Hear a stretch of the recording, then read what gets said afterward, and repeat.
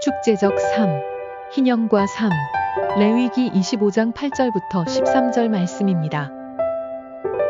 너는 7 안식년을 계수할지니 이는 7년이 7번인즉 안식년 7번 동안 곧 49년이라.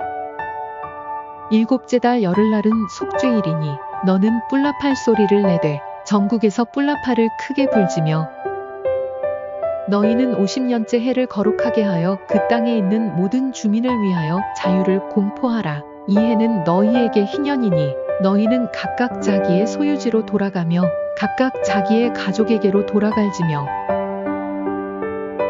그 50년째 해는 너희의 희년이니 너희는 파종하지 말며 스스로 난 것을 거두지 말며 가꾸지 아니한 포도를 거두지 말라. 이는 희년이니 너희에게 거룩함이니라. 너희는 밭의 소출을 먹으리라. 이 희년에는 너희가 각기 자기의 소유지로 돌아갈지라. 오늘은 축제적 삶이라는 주제로 같이 나누도록 하겠습니다. 우리 9월 한 달 동안은 축제적 삶이라는 주제로 축제에 대한 성경적인 그 관점들을 우리가 여러 가지 각도로 살펴볼 텐데요. 첫 번째, 오늘은 희년과 삶이라는 주제로 같이 말씀 나누도록 하겠습니다. 여러분, 이제 희년에 대해서 오늘은 이야기를 하고 싶습니다. 희년과 삶. 좀 생소한 분들도 계실 거고 또 익숙한 분들도 계실 줄 압니다. 그래서 조금 오늘 제가 그래도 모르시는 분들이 있을지라도 좀 같이 설명하면서 같이 말씀을 나눴으면 좋겠습니다. 창세기 1장 1절에 태초에 하나님은 천지를 창조하시느니라. 성경은 하나님이 세상을 창조하셨다라는 선언과 함께 시작을 합니다. 하나님은 6일간 창조를 마치시고 7일째 안식했다고 나옵니다. 6일간의 창조가 완성이 되었다는 것은 7일째 하나님께서 안식했다라는 그 사실을 뒷받침해 줍니다. 하나님의 안식 없이는 창조의 완성을 이야기할 수 없다는 것을 의미합니다. 우리 창세기 2장 1절부터 3절까지 제가 한번 읽어보겠습니다. 천지와 만물이 다 이루어지니라. 하나님이 그가 하시던 일을 7째 날에 마치시니 그가 하시던 모든 일을 그치고 7째 날에 안식하시니라. 하나님이 그 7째 날을 복되게 하사 거룩하게 하셨으니 이는 하나님이 그 창조하시며 만드시던 모든 일을 마치시고 그날에 안식하셨음이니라. 창세기는 6일 창조와 그리고 7일 7번째 안식일에 대해서 이야기를 합니다. 그리고 하나님이 7째 날에 그 일을 다 마치시고 그 하시던 모든 일을 그치고 7째 날에 안식하셨는데 그 7째 날에 하나님의 특별히 복을 주시고 거룩하게 하셨다고 이야기를 합니다. 흔히 우리가 이 안식일에 대해서 생각을 해보면 일반 만약에 무신론적 관점에서 우리가 생각을 해본다면 하나님께서 6일 동안 창조를 하시고 그 다음에 7일째에 모든 일을 그치셨다. 그리고 쉬셨다. 라는 의미를 생각해 봤을 때 하나님이 이제 더 이상 세상을 창조하시고 이제 더 이상 일하지 않는다라는 것을 이렇게 표현할 수가 있다라고 생각할 수 있습니다. 무신론적 관점에서. 특별히 그 데이즘이라고 말하는 그 이신론이라는 이야기가 특별히 과학자들 사이에서 그 유명한 세계관이 있는데요. 우주를 질서대로 하나님께서 신이 우주를 만들고 그리고 우주 질서를 만들었으니까 한 발짝 뒤로 빠져가지고 실제적으로 개입하는 것이 아니라 신이 개입하지 않고 우주의 질서대로 세상을 돌아가게 한다는 것이 그러한 그 세계관 이론 중에 하나가 있습니다. 그런데 그것은 안식의 의미를 조금 잘못 이해하고 있는 것입니다. 안식은 더 이상 하나님이 일하시지 않겠다라는 것이 아니라 하나님이 이제 본격적으로 일하시겠다라는 의지를 말하고 있는 것입니다. 하나님은 창조를 만드시고 하나님께서 이제는 새로운 방식으로 이 세상을 통치하시겠다라는 것을 의미하는 것이죠. 6일째 분명히 6일의 창조는 이제 끝났다라고 말씀하시면서 완성됐다라고 말하죠.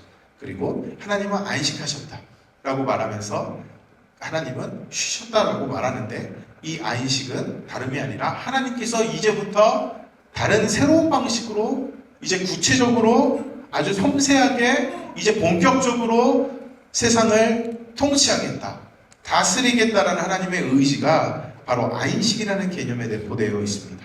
이것을 기독교 전통에서는 섭리라고 이야기를 합니다. 섭리. 하나님께서 통치하신다. 하나님께서 간섭하신다. 만약에 하나님께서 이 섭리라는 개념이 없다면 창조를 하시고 하나님은 뒤로 빠져야 된다는 거죠.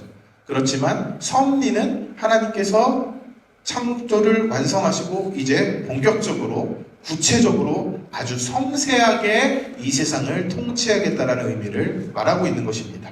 그것을 기독교 전통에서는 섭리라고 이야기를 합니다.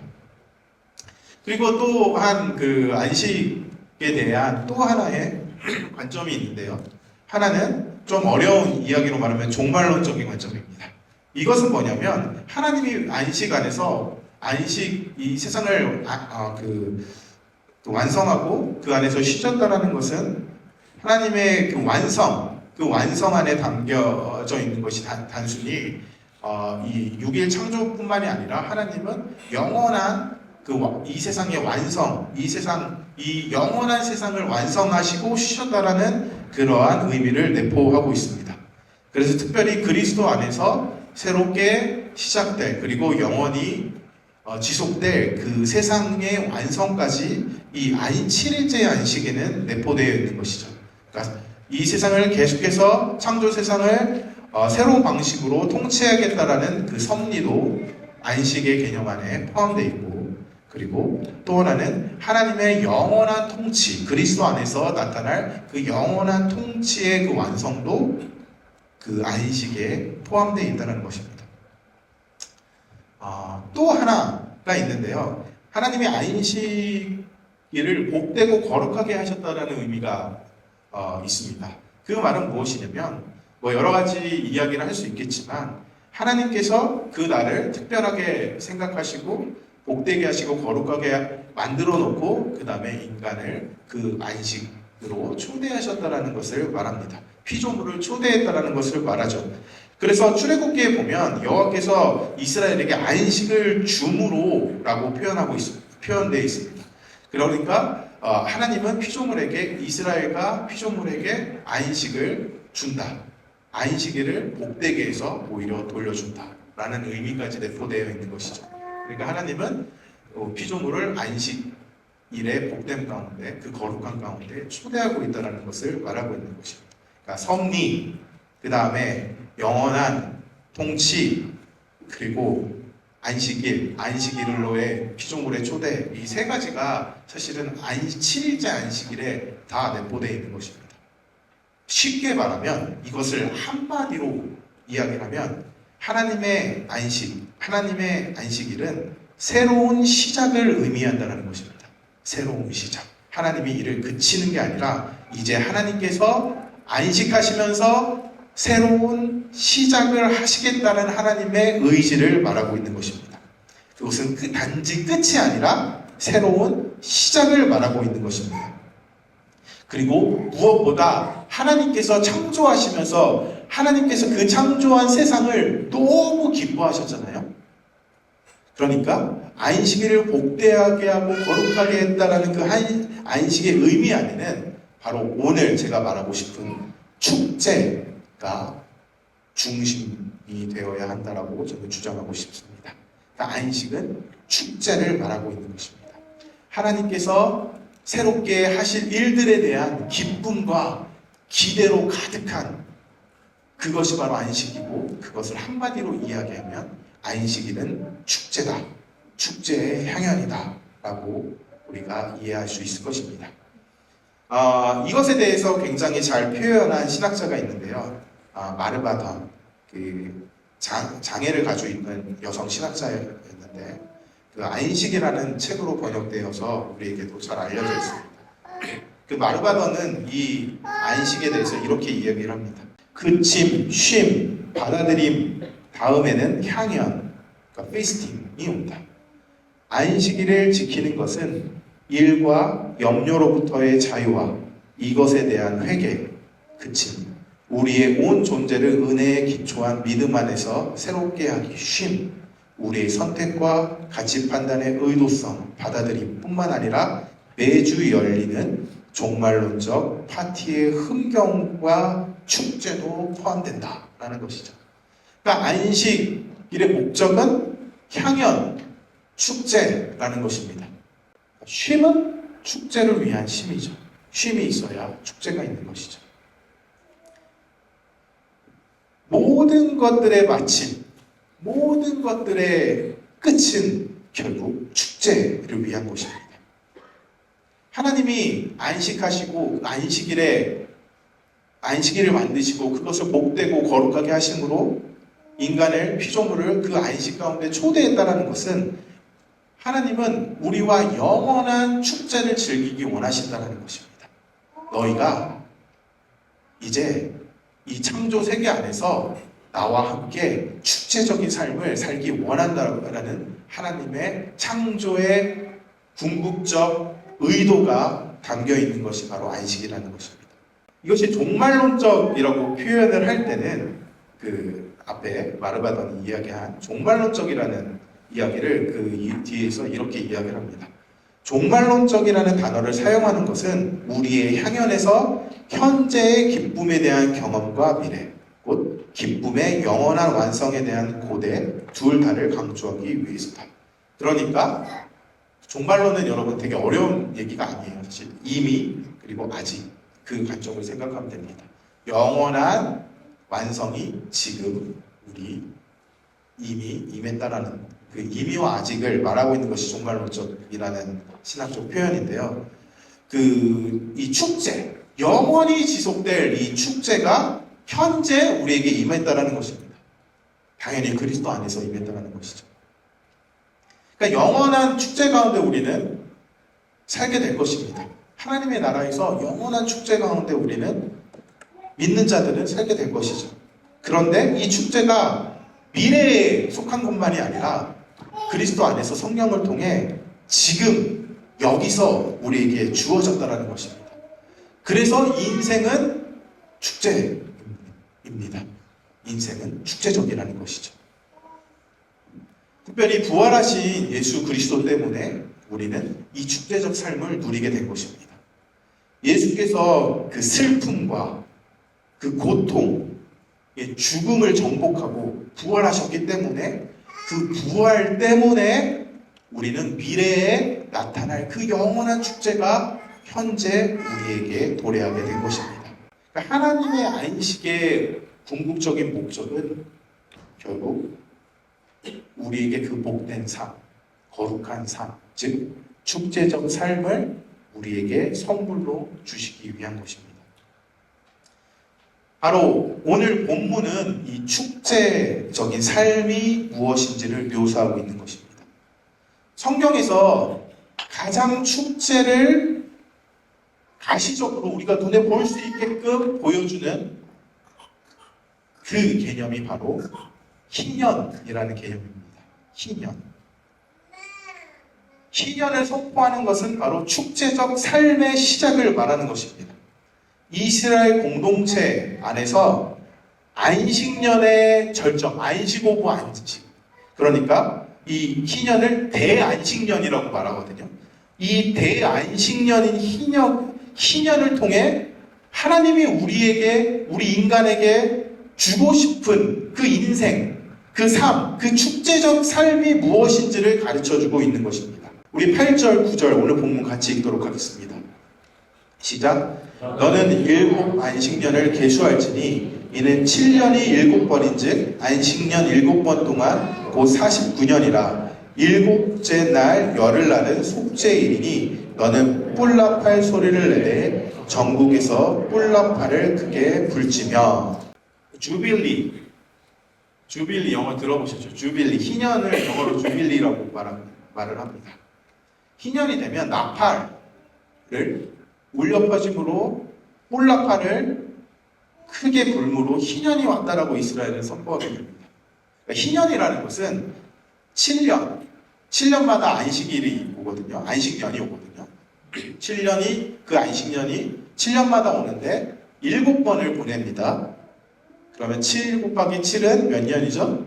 49년. 그리고 그 다음에 50년째가 바로 희년입니다. 50번째가 희년인데 여러분 이 희년의 시작은 속죄일, 대속죄라고 일이라고 표현하는데 1년에 한 번 대제사장이 모든 백성을 위해 이스라엘의 모든 백성을 위해 지성소로 나가는 그 날을 말합니다. 죄가 사함을 받는 그 속죄일에 뿔나팔을 울림으로 이제 그 주빌리 희년이 시작됐다라고 말을 합니다. 보통 그 이스라엘 유대력과 우리의 그 태양력은 달라요. 우리는 1월 1일에 시작을 하는데 그 유대력은 9월 26일, 우리는 9월 26일 나팔절을 기준으로 첫 해가 시작합니다.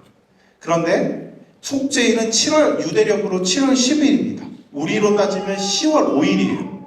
그러니까 우리로 따지면 10월 5일에 이 속죄일인데 그 속죄일 50년째 되는 그 희년 10월 5일에 이제 희년이 선포했다라고 뿔나팔을 크게 울리면서 시작되는 것이죠. 속죄일에 희년이 시작된다는 것은 무슨 의미입니까? 기본적으로 구원의 날이라는 거죠. 희년은 죄와 관련되어 있잖아요. 구원의 날이라는 것을, 은혜의 날이라는 것을, 구원의 해라는 것을 선포하는 것이죠. 구원의 해가 도래했다. 구원이 시작됐다라는 것을 알리는 것이 바로 희년의 시작입니다. 여러분, 희년은 레위기 25장 전체에서 이야기를 하고 있습니다. 굉장히 긴, 레위기는 우리가 어렵잖아요, 보통. 레위기 전체, 25장 전체를 통해 희년을 이야기를 하는데 오늘 읽었던 본문 8절부터 시작을 합니다. 그런데 25장 1절부터 7절까지는 안식년에 대해서 이야기를 합니다. 특별히 안식년 중에 안식년 7년에 한 번씩 오는 그 안식년 7번째 오는 그 안식년 1년 동안은 땅이 쉬어야 된다라고 말을 합니다. 땅이 쉬어야 된다. 땅이 농사를 짓잖아요. 농경 사회니까 농경 사회에서 땅도 휴식을 줘야 된다라고 말하는 게 1절부터 7절까지입니다. 그리고 8절부터 이제 대안식년, 바로 희년에 대해 이야기를 하는데 바로 안식의 절정을 이야기를 합니다. 그러니까 7년마다 가는 안식일에 땅을 쉬게 해야 된다는 것은 결국 무엇을 이야기할까요? 생산, 효율, 소유에 대한 욕구를 내려놓으라는 것입니다. 인간 안에 있는 생산, 효율, 그리고 소유에 대한 욕구를 내려놓으라고 하나님은 말하고 있는 것이죠. 그리고 그래야 이스라엘 사회 안에, 고대 사회 안에 하나님이 진짜 원하시는 열매를 맺게 할 것이라는 것을 하나님은 가르쳐주고 있는 것입니다. 그러면서 안식년이 7번 지나서 속죄일, 희년의 속죄일에 하나님은 이렇게 이야기를 합니다. 선포하면서 10절 우리 같이 읽겠습니다. 10절 오늘 본문 시작. 너희는 50년째 해를 거룩하게 하여 그 땅에 있는 모든 주민을 위하여 자유를 공포하라. 이 해는 너희에게 희년이니 너에게 각각 자기의 소유지로 돌아가며 각각 자기의 가족에게로 돌아갈지며. 여러분, 그 희년은 자유를 선포하는 거예요. 해방을 선포하는 거예요. 그러니까 다른 말로 말하면 구원을 선포하는 것입니다. 그러니까 구원, 자유, 해방 같은 말이죠. 억압되어 있던 것을 인간에게 억압되어 있던 것을 하나님께로 돌리는 것을 말을 합니다. 그러니까 희년의 목적은 원래 이스라엘의 원래 주인인 하나님께로 자신의 모든 소유와 주도권을 드리라는 것을 말하는 것이죠. 그래서 이게 25장은 55절, 레위기 25장은 55절까지거든요. 길어요. 그래서 오늘 다 이야기를 할 수 없지만 마지막 55절에 하나님의 희년의 목적, 그러니까 궁극적으로 보면 안식년의 목적이기도 하죠. 대안식년이니까. 안식년, 안식의 목적을 이야기를 하고 있는 것입니다. 같이 읽어보겠습니다. 레위기 25장, 55절. 시작. 이스라엘의 자손은 나의 종들이 됨이라. 그들은 내가 애굽 땅에서 인도하여 낸 내 종이요 나는 너의 하나님 여호와니라. 여러분, 이스라엘은 기억해야 된다는 것입니다. 희년을 통해 안식년과 그리고 무엇보다 그 안식년의 절정인 그 희년을 통해 이스라엘이 기억해야 될 것은 모든 소유는 너희 것이 아니다라는 것이죠. 너희는 원래 종이었다는 것입니다. 이집트의 종이었던 너희를 구원한 그 원래의 너희의 주인인 하나님을 기억하라는 것이죠. 희년을 주신 목적은 원래 주인인 하나님께 모든 것들을 다시 돌아가게 하라는 것입니다. 안식의 의미는 그런 것이죠. 우리가 안식일을 지키죠. 우리가 주일을 지킵니다. 왜 지키죠? 원래 우리의 모든 것들이 바로 하나님 것이라는 것들을 경축하고 송축하고 경배하기 위해, 기뻐하기 위해 우리가 오늘 이곳에서 안식일, 부활절, 우리에게 새로 주신 그 예수 그리스도의 부활을 기념하는 것이 아닙니까? 희년의 목표는 바로 그런 것이었습니다. 모든 것은 다 하나님께로부터 온 것이고 너희의 모든 소유는 원래의 주인인 하나님께 돌리라는 의미로 하나님께서는 희년을 이스라엘에게 만들어 주신 것입니다. 희년의 목표는, 희년의 실천은 세 가지가 있었습니다. 세 가지. 첫 번째는 아까 안식년에서도 하는 것들을 계속 돼야 되는 건데요. 땅의 생산을 멈춰라. 농경사회에서 엄청난 것이죠. 지금 여러분 1년 동안 쉰다고 생각해보세요. 여러분의 일을 쉰다고 생각해보세요. 충격적인 것입니다. 땅도 땅의 생산을 멈추라는 것입니다. 두 번째, 모든 빚, debt, 모든 빚들은 탕감되어 원래 주인에게 돌려주라는 것입니다. 빚을 탕감하고 원래 주인에게 돌려주라는 것입니다. 세 번째, 종들이 있었잖아요. 고대 사회는 종들에게 자유를 주고 풀어주어서 종들의 원래 가족들에게로 돌려보내라는 것입니다.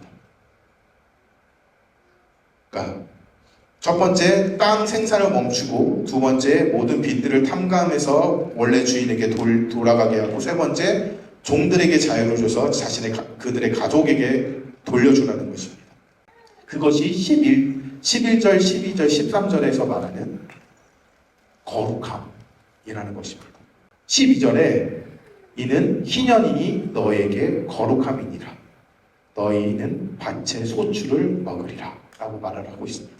이 거룩함, 이 세 가지의 거룩. 여러분, 모든 희년의 거룩한 해라고 하나님께서 희년이 거룩한 해라고 선포하시면서 너희 안에 있는 경쟁, 생산, 효율, 모든 소유로부터 자유해라 라고 말하는 것이죠. 그러니까 열심히 살았는데, 내 재산을 모았는데 다시 다 원상태로 되돌리라는 것입니다. 여러분, 이게 엄청난 거예요. 인간 안에 있는 거룩함, 그러니까 하나님이 원하시는 거룩함은 인간 안에 있는 소유의 욕망을 무장시키고 진정한 자유를 경험하게 하라는 것이죠. 제가 늘 얘기하는 것처럼 거룩함은 관계적이라고 표현하지 않습니까? 그러니까 관계적인 거룩함을 실천하라는 것이죠. 진정한 서로 사랑하라는 것을 희년을 통해 나타내라는 것입니다.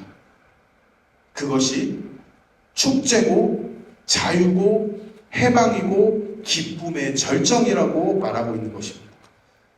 이러한 사회, 이러한 이상 누구나 꿈꿔볼 만합니다. 여러분, 이런 사회라면 우리도 한 번쯤 살아보고 싶지 않습니까? 내가 부족하잖아요. 내가 열심히 일을 했는데 갑자기 그 빚에 막 휘청거리고 있습니다. 그런데 한 해에 희년에 다 탕감시켜준다라고 하는 그런 사회에 우리 살고 싶지 않습니다. 엄청난 사회예요. 누구나 꿈꾸고 싶은, 누구나 꿈꿔본, 누구나 살고 싶고 누구나 지향하고 싶은 정말 꿈같은 이야기가 바로 희년의 이상입니다. 근데 여러분, 재미난 것은, 그렇지만 안타까운 것은 이스라엘조차도 역사 속에서 단 한 번도 이 희년을 실행해 보지 못했다는 것입니다. 하나님이 희년을 만드셨지만 이스라엘 사회에서 단 한 번도 희년을 지켜내지 못했습니다. 이것은 무엇을 말하고 있을까요? 인간은 이것을 이뤄내기에, 이 희년의 이상을 이뤄내기에 너무 이기적이라는 것입니다. 자신의 소유를 내려놓기에는 인간은 너무 이기적이라는 것을 말하고 있습니다. 어느 누구도, 어느 사회도 희년의 이상을 실현해낼 수 없음을 말하고 있는 것이죠. 역사 속에서 어느 나라도, 어느 사회도 이 자유와 축제의 이 희년의 이상을 실현해낼 수 없다라는 것을 우리에게 말해주고 있는 것입니다. 그러나 이스라엘은 이 레위기 이후에도, 모세의 시대 이후에도 이 희년의 이상을 갈망했습니다. 특별히 이스라엘이 바벨론의 포로 가운데 있을 때 이 희년의 이상이 충만했습니다. 메시아적 인물이 나타나서 그들을, 이스라엘을 바벨론 포로부터 구해내주는 그 사건을, 그 해를 희년으로 생각을 했습니다. 여러분, 이사야서 61장 1절 3절이 바로 이것을 말해주고 있는 것입니다. 우리 같이 읽어볼까요? 이사야서 61장 1절부터 3절 시작. 주 여호와의 영이 내게 내리셨으니 이는 여호와께서 내게 기름을 부으사 가난한 자에게 아름다운 소식을 전하게 하려 하심이라. 나를 보내사 마음이 상한 자를 고치며 포로된 자에게 자유를, 갇힌 자에게 노임을 선포하며 여호와의 은혜의 해와 우리 하나님의 보복의 날을 선포하여 모든 슬픈 자를 위로하되 무릇 시온에서 슬퍼하는 자에게 화관을 주어 그 죄를 대신하며 그 슬픔을 대신하며 찬송의 옷으로 그 근심을 대신하고 그들이 의의 나무 곧 여호와께서 심으신 그 영광을 나타낼지라 일컬음을 받게 하려 하심이라. 이전에 여호와의 은혜의 해, 이것이 희년을 말합니다. 바벨론의 포로로부터 해방되어 다시 독립을 갖는다라는 것은 이스라엘에게 희년의 해의 선포였습니다. 그렇지만 여러분, 우리가 알고 있듯이 바벨론은 포로로부터 돌아와서 독립을 쟁취했습니다. 그렇지만 사실 희년을 경험하지 못했죠. 정치, 사회적으로, 사회 정치적인 그 희년, 이 자유의 해를 경험해 실현해내지 못했습니다. 오히려 한참 뒤에 다시 이스라엘은 로마 제국의 식민지가 되게 됩니다. 그리고 다시 한번 이스라엘 가운데 희년에 대한 기대가 가득하게 되는 것이죠. 다시 한번 메시아적 인물이 와서 다시 우리에게 여호와의 은혜에 희년을 경험하게 해줄 거라는 기대가, 이 소망이 로마 시대, 로마의 식민지 아래 있던 그 1세기 유다의 사회에 가득했었습니다. 그 역사적 그 한복판에, 그 소망이 가득했던 이스라엘 역사적 한복판에 한 인물이 오게 됐습니다. 나사렛 예수입니다. 나사렛 예수가 회당에 들어가서 성경을 읽고 다시 한번 이 이사야 61장을 읽습니다. 제가 읽어보겠습니다. 예수께서 그 자라신 곳에 나사렛에 이르사 안식일에 늘 하시던 대로 회당에 들어가서 성경을 읽으려고 서심해 선지자 이사야의 글을 들이거늘 책을 펴서 이렇게 기록된 데를 찾으시니 곧 주의 성령이 내게 임하셨으니 이는 가난한 자에게 복음을 전하게 하시려고 내게 기름을 부으시고 나를 보내사 포로된 자에게 자유를, 눈먼 자에게 다시 보게 함을 전파하며 눌린 자를 자유롭게 하고 주의 은혜해를 전파하게 하려 하심이라 하였더라. 책을 덮고 그 맡은 자에게 주시고 앉으시니 회당에 있는 자들이 다 주목하여 보더라. 중요합니다.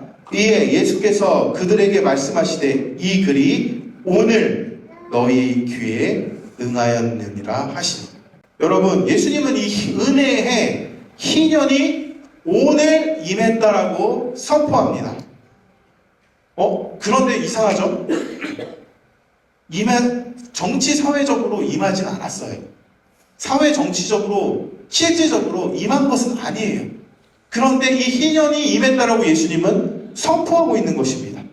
자유의 해, 해방의 해, 구원의 해가 너희에게 임했다라고 선포하는 것이죠. 어떤 의미인가요? 예수님은 영적으로 그것들이 임했다라고 선포하는 것이죠. 그들이 그토록 기대했던 그 사회 정치적 이상, 어떻게 보면 예수님이 승천하기까지 이스라엘 회복을 원했던 그 이상과는 다른 그 하나님의 나라의 그 영적인 현실이 예수 그리스도 안에서 그 희년의 축제와 기쁨이 임했다라고 예수님은 지금 유대인들에게 그 안식일에 선포하고 있는 것입니다. 참된 안식일, 희년의 기쁨이 이스라엘 너희에게 바로 여기에 임했다라고 예수님은 말하고 있는 것이죠. 그렇기 때문에 이 참된 안식은 바로 희년의 기쁨, 이 축제적인 삶은 오직 예수 그리스도 안에서 영적으로만 임할 수 있다라고 예수님은 말하고 있는 것이죠. 그 참된 기쁨, 영적인 기쁨은 특별히 죄로부터의 자유를 이야기하고 있는 것입니다. 그런데 여러분, 죄로부터의 자유는 관계적인 상실, 하나님과의 관계, 이웃과의 관계, 관계적인 상실. 그래서 그런 의미로 영적으로, 사회적으로 말하고 있는 것이죠. 그리고 예수님이 특별히 말하고 있는 것은 그 영적인 현실이 육체적으로 나타나잖아요. 사회적으로, 육체적으로, 특히 육체적으로. 그러니까 이 영적인 죄가 육체적인 질병으로 나타나는데 그 육체적 질병으로부터도 자유롭게 된다는 것을 말하고 있는 것이죠. 근데 이 모든 것들은 결국 죄로부터의 자유, 영적인 자유를 말하고 있는 것입니다. 그래서 영적으로, 육체적으로 병든 자가 고침받고, 그리고 서로 관계적으로, 사회적으로 적개심이 가득했던 그 사회 속에 그리스도 안에서 참된 평화와 화해가 임한다는 것을 예수님은 바로 희년의 선포와 함께 말씀하고 있는 것입니다. 시간이 지날수록 이 희년은 정치적, 사회적 이상이 아니라는 것을 우리는 더 알고 있습니다. 이 희년의 이상이 과연 비슷하게 정치가들의 막 이런 이상들을 이야기하는데, 우리는 정치, 사회적 이런 희년 또는 희년과 같은 이 이상은 이 땅 안에서 현실이 될 수 없다는 것을 알고 있죠. 왜죠? 인간은 이기적이기 때문에 그렇습니다. 절대로 자신의 소유를 포기하지 않는 것이 인간입니다. 경쟁에서 이겨야 되는 것이 인간입니다. 효율을 따져야 되는 것이 인간입니다.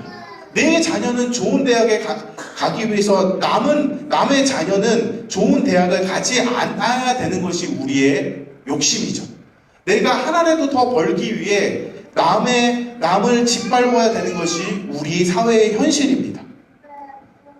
그렇지만, 그리고 정치가들이 이것들을 극복하기 위해 사회 이론가들이 어떤 다양한 이론들을 이야기하지만, 희년과 비슷한 유토피아적인 이상을 이야기하지만 그것이 우리 현실 속에 임하지 않고 있죠. 그리고 아닐 것입니다. 그만큼 인간은 이기적이기 때문입니다. 인간은 죄인이기 때문입니다. 예수님은 그걸 보셨습니다.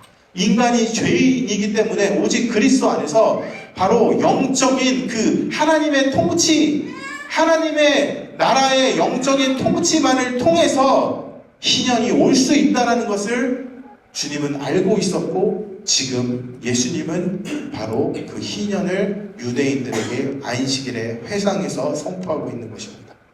오직 그리스도 안에서만 이루어질 수 있는 것이 바로 희년의 이상입니다. 그 자유와 해방의 이상, 축제적 삶의 이상은 오직 그리스도 안에서만 이루어집니다. 그리고 그리스도는 우리가 아는 것처럼 우리를 위해 죄를 위해 죽으시고 부활하시고 하늘로 승천하셨습니다. 그리고 성령을 보내주셨습니다. 그리고 그 승천하신 예수, 부활하신 예수는 우리에게 새로운 사회를 창조하게 하셨습니다. 그것은 바로 교회입니다. 예수님은 그 희년을 이 땅 안에서 역사적으로, 가시적으로 보여주길 원하셨습니다. 그렇지만 우리가 살고 있는 이 땅의 현실은 너무 그것들을 경험하기에 타락한 세상입니다. 그래서 하나님은 새로운 인류, 새로운 사회를 건설했어야 되는데, 그 희년을 보여주기 위해 건설했어야 되는데, 그것이 바로 교회입니다. 에베소서 2장 13절, 14, 15절 같이 읽어보겠습니다. 시작.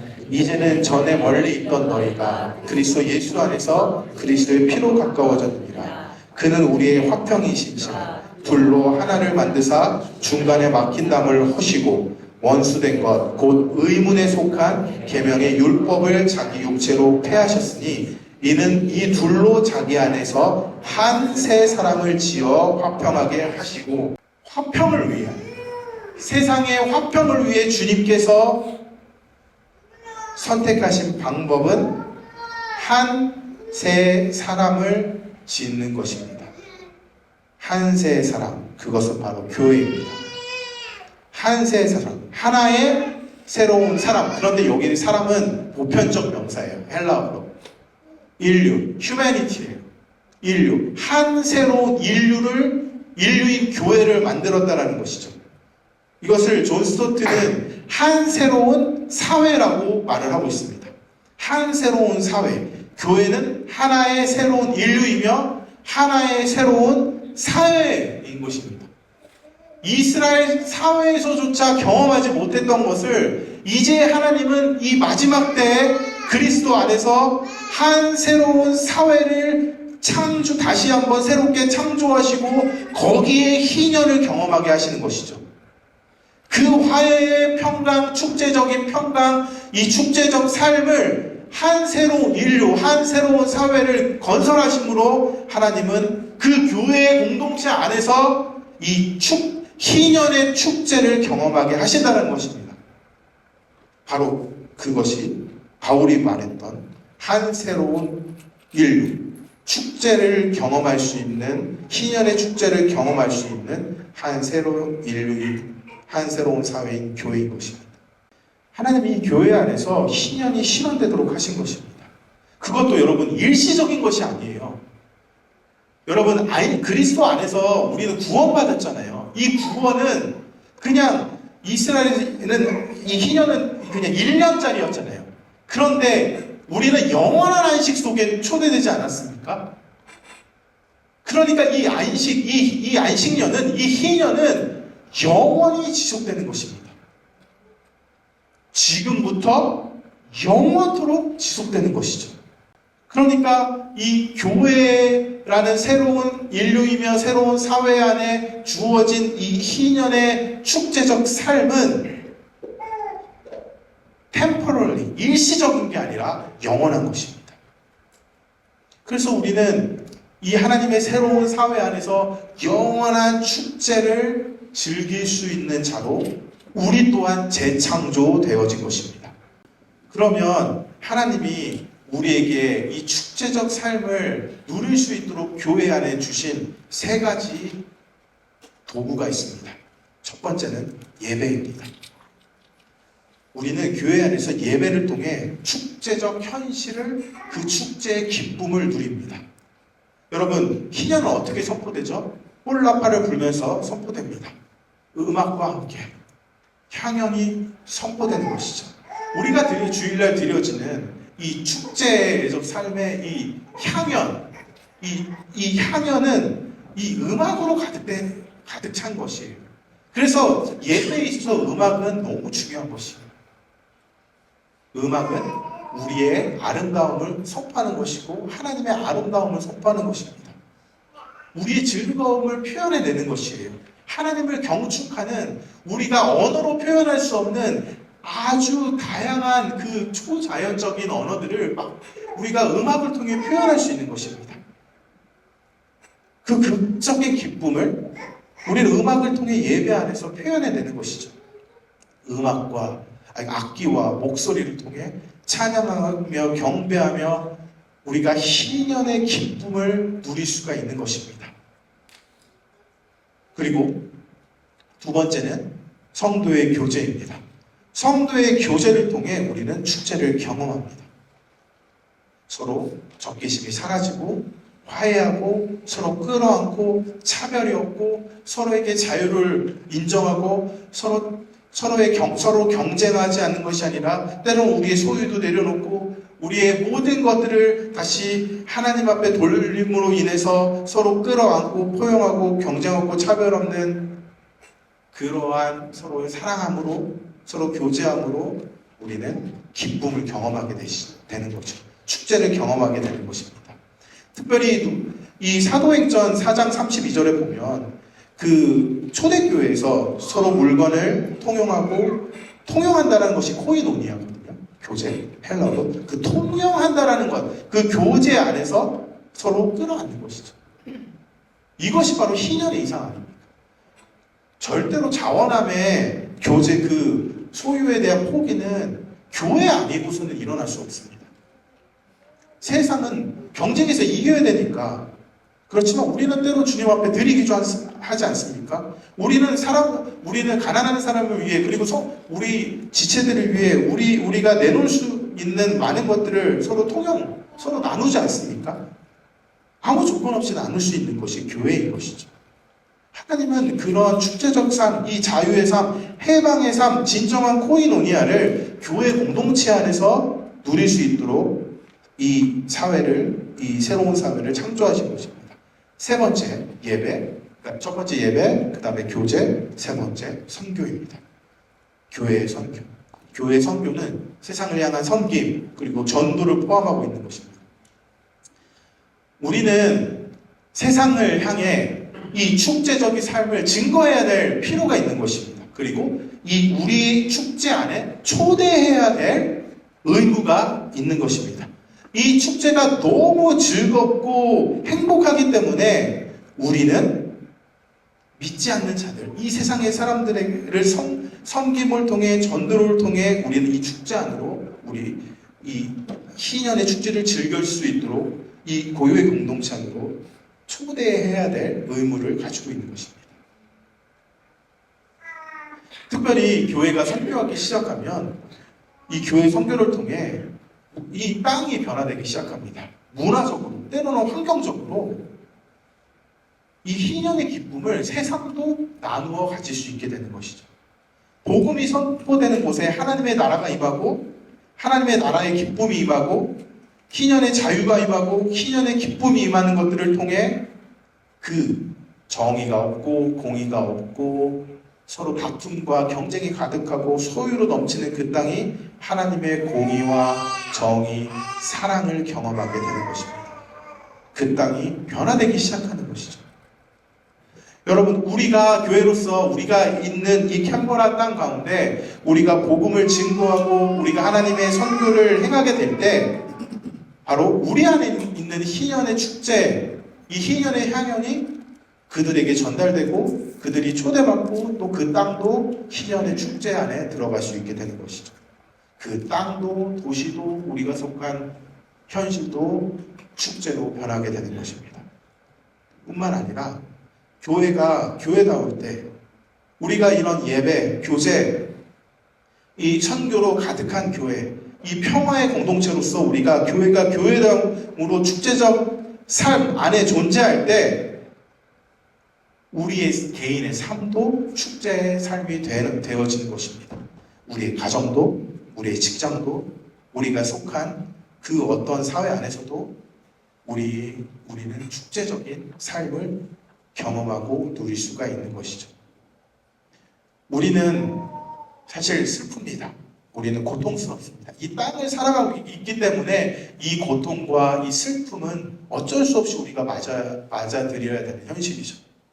우리가 경험하고 있는 이 축제적 삶은 완벽하지 않기 때문입니다. 그 완벽은 예수께서 다시 오시는 날 그때서 완성되는 것이기 때문입니다.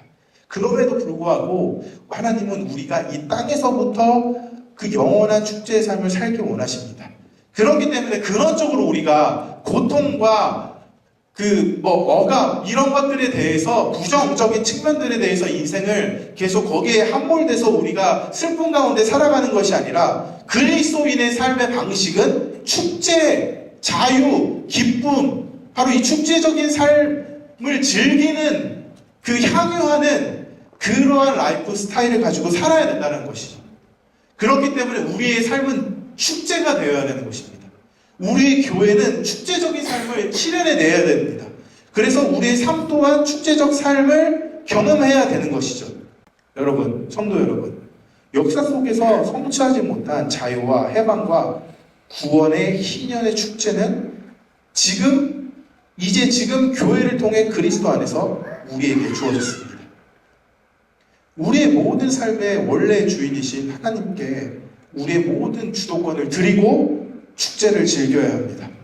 우리가 우리의 주도권, 우리의 소유권을 주님 앞에 드릴 때만 우리는 축제의 참여자가 될 수 있는 것입니다. 세상은 경쟁, 생산, 효율, 소유를 강조합니다. 그렇지만 우리는 이 세상적인 가치를 멈추고 이제 하나님의 새로운 공동체 안에서, 이 새로운 사회 안에서 영원한 축제를 즐겨야 되는 것입니다. 그리고 우리의 삶으로 이 축제적 삶이 흘러가게 해야 되는 것입니다. 여러분, 하나님은 우리를 너무 사랑하시기 때문에 예수 그리스도께서 이 땅에 우리에게 오시고 십자가에서 죽으시고 부활하심으로 우리를 이 영원한 안식, 이 영원한 희년의 축제 속에 초대해 주셨습니다. 하나님의 나라의 통치는 바로 그리스도 안에서 성령을 통해 주어진 바로 공동체적인 축제적인 삶입니다. 우리는 영원한 축제를 누리도록 지금 교회 공동체로 부름을 받았습니다. 우리가 축제적인 삶을 살 때 우리의 모든 삶 또한 축제로 변화될 것입니다. 교회의 축제적인 삶이 이 땅의 슬픔을 축제로 바꾸게 될 것입니다. 캔버라 우리 교회 성도님들이 바로 이 축제적인 삶을 누리며 캔버라 땅 안에 증거하는 통로가 되길 소망합니다. 같이 기도하겠습니다. 하나님, 감사합니다. 우리를 슬픔 가운데, 좌절 가운데, 경쟁 가운데, 효율과 소유 가운데 함몰되지 않게 하시고 우리를 기쁨과 축제의 향연으로 불러주셔서 감사합니다. 하나님, 이 희년을 통해 주고자 하셨던 하나님의 참된 영원한 안식이 예수 그리스도 안에서 우리에게 주어졌음을 선포합니다. 바로 이 교회 공동체를 통해 주어졌음을 선포합니다. 우리 안에 주어진 이 기쁨이 우리가 살고 있는 우리의 삶과 이 캔버라 땅에 흘러넘쳐서 우리가 거하는 모든 곳이 축제가 될 수 있도록 역사하여 주시옵소서. 감사하며 예수 그리스도 이름으로 기도합니다. 아멘.